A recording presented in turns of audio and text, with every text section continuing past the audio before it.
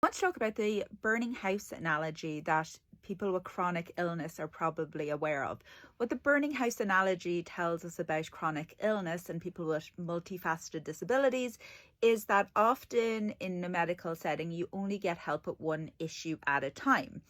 Now, of course, I think this is more so in Ireland, but I definitely do believe that other countries' medical systems experience this as well, where you don't necessarily have all of the doctors in place that you need and not everyone is working together.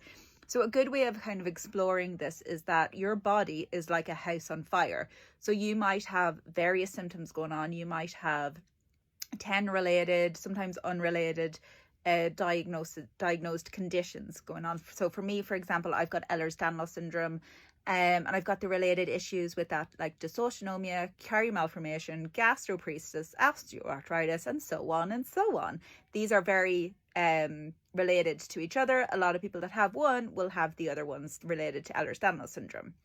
So in my example, I might be sent to a doctor because I've got one issue going on, say a rheumatologist to help with the Ehlers-Danlos syndrome. You could be on the wait list for years, maybe only a few months, but you get to a doctor who's not qualified and can't help you, and you go down that process.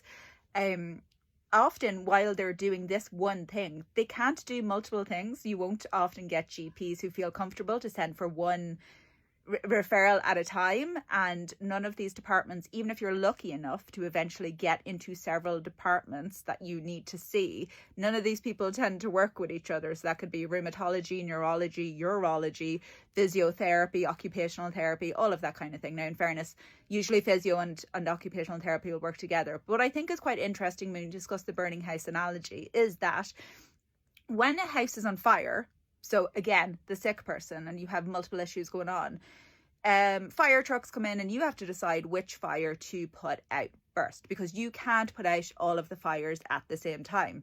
You keeping up? If you haven't heard of this before, again, you probably have if you're chronically unwell.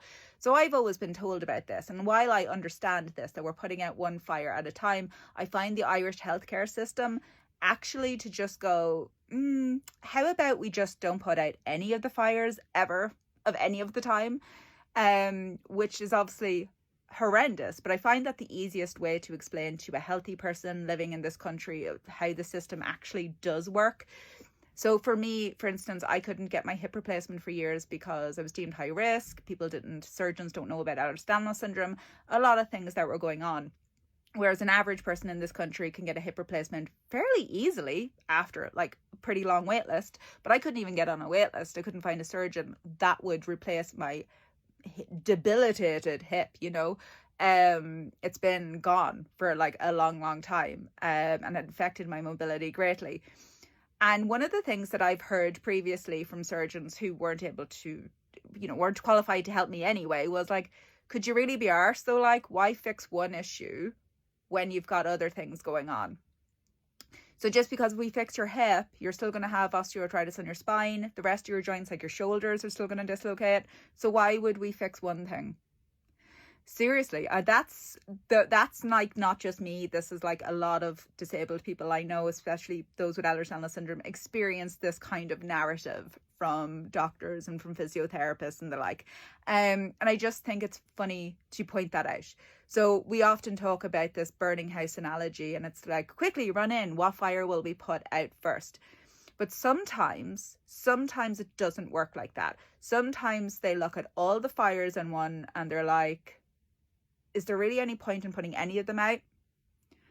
I don't think I need to explain to you the difference between cure and quality of life, and everything that goes on in between. Just because you can't cure something does not mean that you shouldn't try and treat it.